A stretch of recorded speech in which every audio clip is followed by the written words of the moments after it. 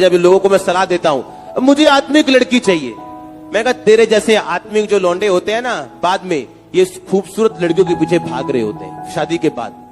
क्योंकि शादी के पहले कहते हैं मुझे आत्मिक लड़की चाहिए, दिखने में जैसी मर्जी हो, फिर बाद में तुम वही लड़के दूसरी लड़कियों के पीछे भाग रहे होते हो। जब आपको मैरिज करनी, पहले आपने सुंदरता देखनी, सेकंड आपने उस सुंदर लड़की की स्पिरिचुअल लाइफ देखनी, अगर अच्छी हो तो आगे जाओ, नहीं तो वापस आ जाओ, ताकि मैरिज करने के बाद आपकी लाइफ टाइम हीरोइन आपकी वाइफ ही हो। मैं आपको बचाने की कोशिश कर रहा हूं। आमीन। मैं आपको बचाने की कोशिश कर रहा हूं, क्योंकि परमेश्वर ने अकेला आत्मा बना के आपको नीचे नहीं भेजा, आप शरीर में हो। हालेलुया। और अगर वो आत्मिक नहीं है तो पीछे हट जाओ। पहले आत्मिक मत देखो, पहले देखो आप उससे मैरिज करना चाहते हो कि नहीं, फिर देखो आत्मिक है या नहीं, दैट्स इट। हालेलुया।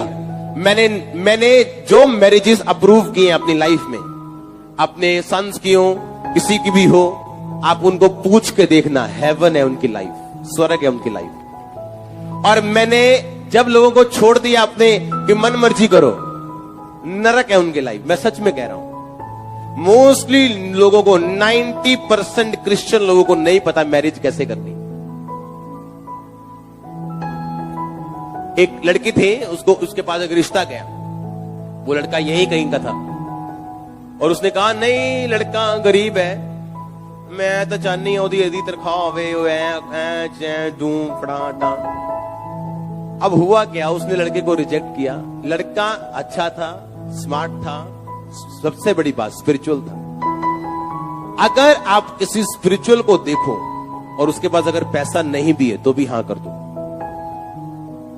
वो आ जाएगा। हां, अगर रंग काला पसंद है तो गोरे को हां मत करो, क्योंकि रंग नहीं बदला जा सकता, तो काले के साथ शादी करो। सांवला पसंद है, सांवले के साथ करो।